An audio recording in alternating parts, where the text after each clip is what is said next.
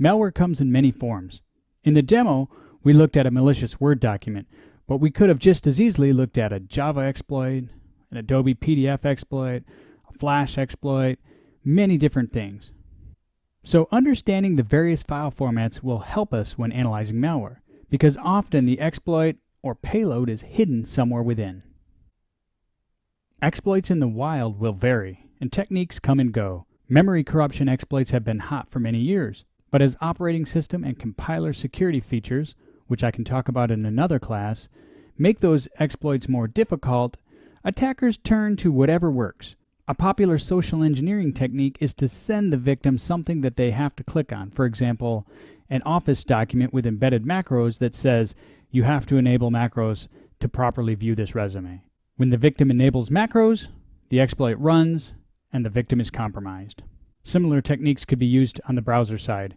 And of course, there's always the server side, password guessing, password stealing, and so many other techniques. Eventually, attackers will get in the network. Do you have the tools and techniques to find them when they do? And how will you deal with the event when it happens? The picture here is not meant to be easily read because it's only a portion of the complete incident response workflow, and the point is to show you that it's fairly complicated if you use a traditional approach of going out to a machine, flattening a machine, pulling the hard drive, remediating the computer with old techniques, then assessing the damage and analyzing the malware by hand, and personally updating each security control can be quite expensive and time-consuming. But what if we didn't need to do all that? For example, the bulk of malware analysis should be automated.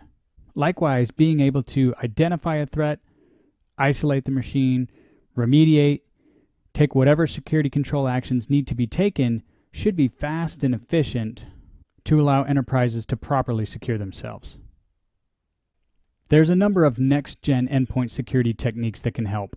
Security through isolation is one of those. In the past, exploits have been able to break out of kernel-enforced sandboxes. So protecting processes with a hypervisor finally gives defenders a way to introspect and allow an attack to play out without it damaging an enterprise resource. So again, I could showcase any technology, and we'll look at plenty others later in the course, but I wanted to mention Bromium because it has this fast micro-virtualization capability to protect processes, critical processes like your browser, documents, and more.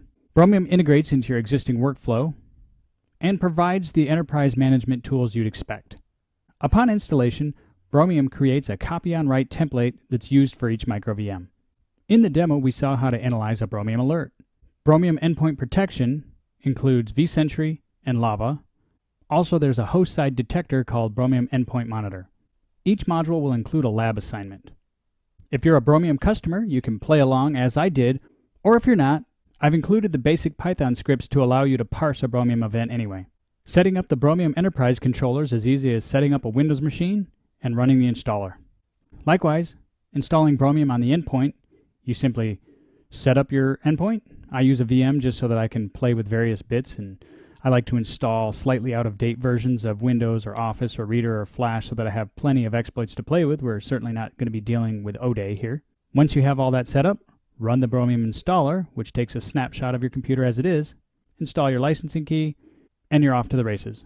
Again, you don't need Bromium or a key. You can simply use some Python scripts to parse events and get a good taste of how it works.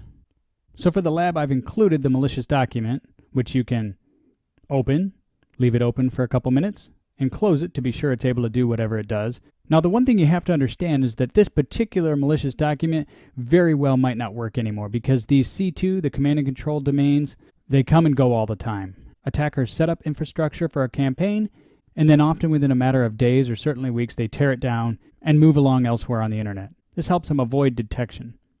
I'll also provide the 3 files that were part of the Lava event, which we saw in the demo. As we saw, there are various indicators of compromise we'd like to extract. Who, what, where, why, when. We'll look at the user, the resource, the geo, and the malware that was installed. Also, as part of the attack categories, we'd like to get a feel of how the malware interacted with the processes and events. Another important thing I demonstrated is to quickly figure out the reputation of any files that were dropped. Is it known malware? Also, checking the reputation of IP addresses and perhaps blocking those is important.